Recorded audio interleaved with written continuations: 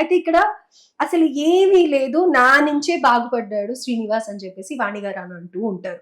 మరి ఏం లేని శ్రీనివాస్ గారు రీసెంట్ గా మీరు కొన్ని ఇంటర్వ్యూస్ లో కూడా చెప్పారు, నేను రోడ్డు మీదకి వచ్చేసాను, నా దగ్గర ఇప్పుడు అసలు చిల్లిగా అవ్వలేదు అని అనేసి అని అన్నారు. మరి అలాంటిది ఇంత పెద్ద షోరూమ్, ఇన్ని బ్రాంచెస్ ప్లాన్ చేస్తున్నారంటే మరి ఫైనాన్షియల్ గా ఎలా అంటారు, ఎలా పాసిబుల్ అవుతుంది? నేనున్న ఆస్తులన్నీ కూడా కుటుంబానికి రాస్తాను, రికార్డెడ్ ఎవిడెన్స్ ఉంది, అందరికీ తెలిసిందే.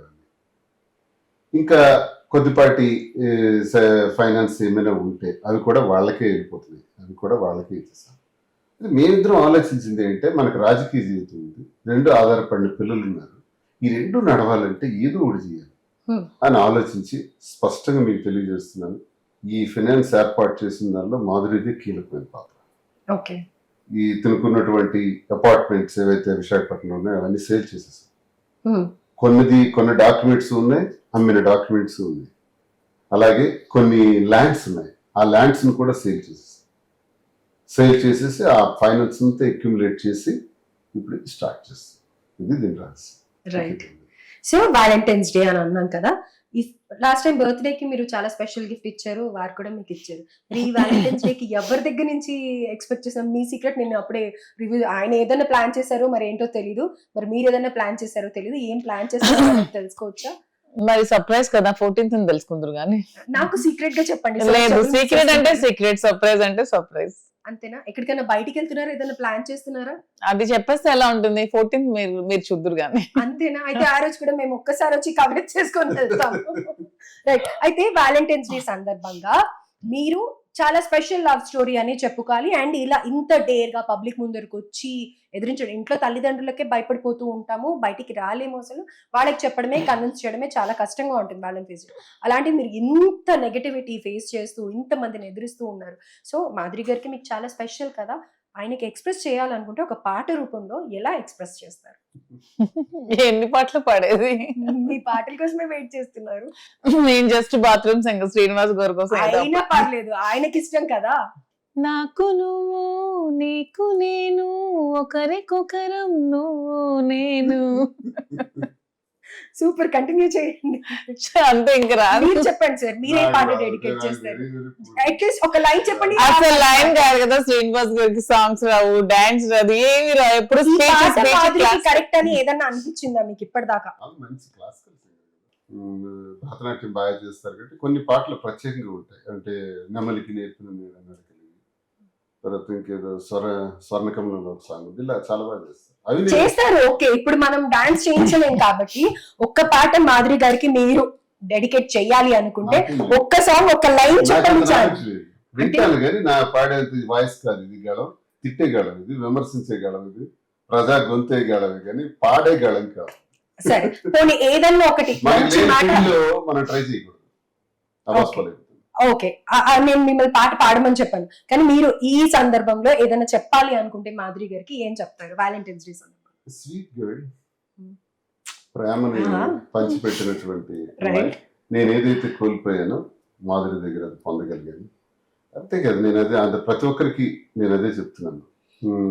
ఆల్ వైఫ్ అండ్ హస్బెండ్స్ ఎవరెవరైతే ఉన్నారో ప్రేమతో ఉందాం, ఎందుకంటే మనం మళ్ళీ పుడతామో లేదో తెలియదు, ఉన్నదే చాలా తక్కువ కాలం.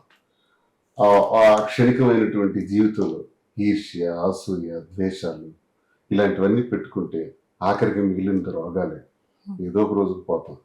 పోయే ముందు హాయిగా సంతోషంగా ఉండాలంటే ఒకరికొకరు వ్యూస్ ఎక్స్చేంజ్ చేసుకోండి, పాజిటివ్ యాటిట్యూడ్ డెవలప్ చేసుకోండి, అందరూ సరదాగా ఉండాలని మాధురిలో నేను గమనించింది. అది మాధురికి నాకు చాలా ఈజీగా అయినప్పటికీ కూడా ఇవన్నీ నేను ఈరోజు ఇంత సంతృప్తిగా, సంతోషంగా ఎదిరించగలను, ముందుకెళ్ళగలను. ఇప్పుడు ఇన్ని కష్టాల్లో కూడా ఇంత ఫినాన్స్ని అరేంజ్ చేసుకుని వ్యాపార రంగంలో కానీ, రాజకీయ రంగంలో కానీ అన్నింటిపైన ధైర్యం ఎలా వస్తుంది అంటే ఆమె సపోర్ట్, ఆమె ప్రేమతత్వంతో అన్ని విజయాలు సాధించగలం, ఎక్కడ ఓడిపో. సో మీరు శ్రీనివాస్ గారికి చెప్పాలి అనుకుంటే కనుక ఏం చెప్తారు ఈ సందర్భంలో? చేపట్టుకొని చెప్పాలి. ఎంత బ్లష్ అయిపోతున్నారు, ఎంత హ్యాపీనెస్ కనిపిస్తుంది అసలు. నాకు అసలు ఉంటే చాలు, నాకు హ్యాపీనెస్ నా చెంత ఉన్నట్టే. నాకు డబ్బులు ఉన్నా లేకపోయినా పర్వాలేదు. నేను ఎక్కువగా అంటే ఎన్ని కష్టాలు ఉన్నా ఏమున్నా సరే ఎప్పుడు నవ్వుతూ హ్యాపీగా ఉండాలని అనుకునే అమ్మాయిని. సో శ్రీనివాస్ గారు వచ్చాక నాకు హ్యాపీనెస్ అనేది దొరికింది. లైఫ్ లాంగ్ ఆ హ్యాపీనెస్ ఇలాగే ఉండాలని అయితే నేను కోరుకుంటున్నాను. ఆయనకి స్పెషల్ గా మీరు చెప్పాలి, మాకు చెప్పకండి. ఆయనకి వ్యాలంటైన్స్ డే సందర్భంగా ఏదైనా చెప్పాలనుకుంటే మీరు ఏం చెప్తారు? రాజా, ఎన్ని కష్టాలు వచ్చినా ఎన్ని వచ్చినా మన లైఫ్ లాంగ్ ఇద్దరం ఇలాగే ఉండాలని నేనైతే కోరుకుంటున్నాను. ఒకసారి ప్రపోజ్ చేస్తారా ఆ చెట్టునిచ్చి? I love you Raja, I love you for ever and ever. ఎప్పటికీ అలా గ్రీన్ గా ఉండాలి అని. Right, thank you so much. And last question, political question ఉండబోతుంది. సో అది పాసిబుల్ అవుతుందంటారు? ఎందుకంటే అంత మాల్ పెట్టినప్పుడు డెఫినెట్ గా మాల్ కి తగ్గ అన్ని ఉండాలి, ఏసీలని, లైట్లని, ఆ లుక్ కానీ అన్ని ambience అంతా చెప్పనా, బాగుండాలి. ఒక 50,000 రూపాయలకి విలువైన పట్టు సారీ మగ్గం దారుడి దగ్గర కొని ఇక్కడ 3 లక్షలకు అమ్ముతున్నారు తెలుసు అవును. మార్కెట్ లో. మేము అది నోటీస్ చేసాం. Hmm. ఇది మోసం, ఇది అన్యాయం. మగ్గం దారుడు ఇక్కడ 2 కష్టాలు నేను అబ్జర్వ్ చేశాను. ఒక పొలిటీషియన్ గా, ఒక Hmm. ప్రజా జీవితం గడిపిన మగ్గం నేసే వ్యక్తి దగ్గరికి వెళ్ళి మేము కూర్చుని అడిగాం, ఏంటి బాబు ఇది మీరు ఎలా చేస్తారంటే, ఈ సారీ ఫైనిష్ చేయడానికి నాకు 4 రోజులు పడుతుంది అని చెప్పాడు. కొన్ని సారీస్ అంట, కొన్ని 15 రోజులు, 4 రోజులు, 2 నెలలు కూడా. Hand weaving. నేను మాక్సిమం అన్ని హ్యాండ్లూమ్స్ కి ప్రయారిటీ ఇచ్చాను. నీకు ఎంత వస్తుంది, పవర్ లూమ్ అనేది మా దగ్గర అసలు నీకు ఎంత ఉండదు. వస్తుంది అని అడిగితే కూలీ మిగిలిపోతుంది. ఆ బ్రతుకు కూలి బ్రతుకే అయిపోయింది. హ్యావ్స్ అండ్ హ్యావ్ నట్స్ ఎప్పుడు కూడా కలవరు. డబ్బున్నవాడు డబ్బు లేనివాడు ఎప్పుడు దూరం ఉంటుంది అనడానికి నిదర్శనం ఇది. అతను పాపం పేదవాడిగా కూలికే బ్రతుకుతున్నాడు. బట్ ఇక్కడ వచ్చి అమ్మేవాడు మాత్రం 10 రెట్లు, 7 రెట్లు, 8 రెట్లు లాభాన్ని పొందుతున్నారు. ఇంకో నష్టపోయిన వ్యక్తి కూడా ఉన్నారు, కస్టమర్. కస్టమర్ షాప్ కి వచ్చి ఈ తయారు చేసే మగ్గందారుడు ఎంత నష్టపోతున్నాడో కొనేవాడు కూడా అంతే నష్టపోతున్నాడు. ఈ 2 డిఫరెన్సెస్ నేను కనిపెట్టాను. కాబట్టి మగ్గందారునికి మనం ప్రాధాన్యత ఇవ్వాలి, అతను పడే కష్టానికి. Let us go to him.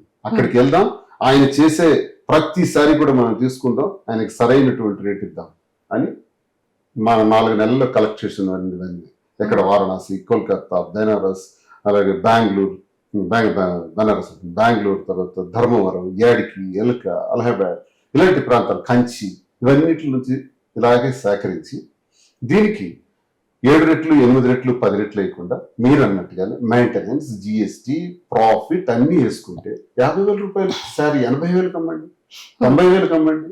So ఇది ఎక్స్పెక్ట్ చేయొచ్చు మేము. ఎందుకు 3 లక్షలు కమ్మాలి?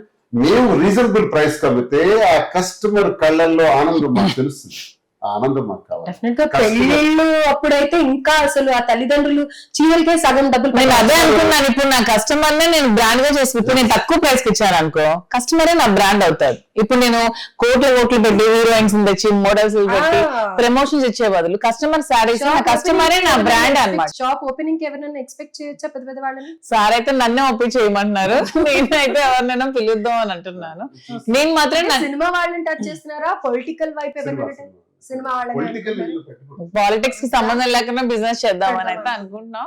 మెయిన్ మాత్రం నా మోటో, నేను నా కస్టమర్ నే బ్రాండ్ అంబాసిడర్ అనుకుంటున్నాను. Every customer is my brand ambassador. ఇప్పుడు మీరు వచ్చారనుకో, మీరే నా బ్రాండ్ అంబాసిడర్. మీకు తక్కువ ప్రైస్ కి ఇచ్చాను అనుకోండి, మీరే బ్రాండ్ అంబాసిడర్, మీరే 10 మందికి వెళ్ళి చెప్తారు మా దగ్గర ప్రైస్ తక్కువ వస్తుంది. అండ్ క్వాలిటీ కూడా ఇద్దామని, అంటే ఇప్పుడు ఆర్గాన్జా అని చెప్పి డూప్లికేట్స్ అమ్ముతున్నారు, అలా కాకుండా ప్యూర్ ఆర్గాన్జా, ప్యూర్ టెస్టర్స్, అన్ని ప్యూర్. ఎందుకంటే మన చీర ఎదుటి వాళ్ళకి నచ్చినా నచ్చకపోయినా ఫీల్, కంఫర్ట్ అనేది మనకి తెలుస్తుంది. యాజ్ ఉమెన్ గా మనం ఫీల్ అవుతాం. సో ఆ కంఫర్ట్, ఆ ఫీల్, ఆ హ్యాపీనెస్ మనకు ఉండాలని నేను ఎప్పుడు అనుకుంటాను. నేను కట్టుకునేటప్పుడు ఆ కంఫర్ట్ నాకు ఉండాలి, ఆ ఫీల్ బాగుండాలి. సో ప్రతి కస్టమర్ కి అదే ఉండాలని నేను ప్రతిది కూడా ప్యూర్ అందిద్దాం అనుకుంటున్నాను. ప్యూర్ క్వాలిటీ సంపాదించాలంటే చాలా మార్గాలు ఉన్నాయి. ఇది చేసి సంపాదించాల్సిన అవసరం లేదు. మా గుడ్ విల్ నిలబెట్టుకుని, మీరు ఆల్రెడీ అన్నిట్లో ఉన్నారు, ఇందులో కూడా కాంపిటీషన్ ఇస్తున్నారని బయట బాధపడుతూ ఉన్నారు. ఇది కాంపిటీషన్ మాత్రం అనుకోకండి ఎవరు కూడా. నేనైతే ప్రతి ఉమెన్ కి కూడా నేను క్వాలిటీ అండ్ విత్ తక్కువ ప్రైస్ తో శారీ ఇద్దామని ఒక గుడ్ విల్ కోసమే చేస్తున్నాను తప్పితే నేను బిజినెస్ గా అయితే చేయట్లేదు. 10 మంది బాధపడొచ్చు, 100 మంది కస్టమర్లు సంతోషపెడతారు. డెఫినెట్ గా అది కాదు, ప్రజా జీవితం చూసి వచ్చిన వాళ్ళం కాబట్టి, ప్రజలతోనే మా జీవితం కాబట్టి ప్రజలు బాగుండాలి, వాళ్ళతో మాకు సత్సంబంధాలు బాగుండాలి. రైట్. అయితే ఇప్పుడు మిమ్మల్ని చూస్తే జ్యువెలరీ కానీ, శారీ కానీ అన్ని మంచిగా ఒక బొమ్మలాగా రెడీ అవుతారు ప్రతి రోజు కూడా. మీ షాప్ కి వస్తే కూడా ఓన్లీ క్లోతింగ్ ఏనా, లేకపోతే ఇంకా వేరే ఏమైనా కూడా ఉన్నాయి? అదే అంటే ఇంకా సూన్ మెల్లమెల్లగా స్టార్ట్ చేద్దాం అనుకున్నాను. ఉమెన్ కి కావాల్సినవన్నీ కూడా ఇదే మీరు అన్నట్టు జ్యువెలరీ కానీ, ఏ పర్సనల్ నీడ్స్ ఏవైనా సరే ఉమెన్ కి కావాల్సినవన్నీ కూడా ఒక దగ్గర ఏర్పాటు చేయాలని అయితే అనుకుంటున్నాను. అయితే ఒక చిన్న విషయం, జ్యువెలరీ అంటున్నారు, అది ఎలాంటి జ్యువెలరీ ఏంటి అనేది తెలుసుకోవచ్చా కొంచెం?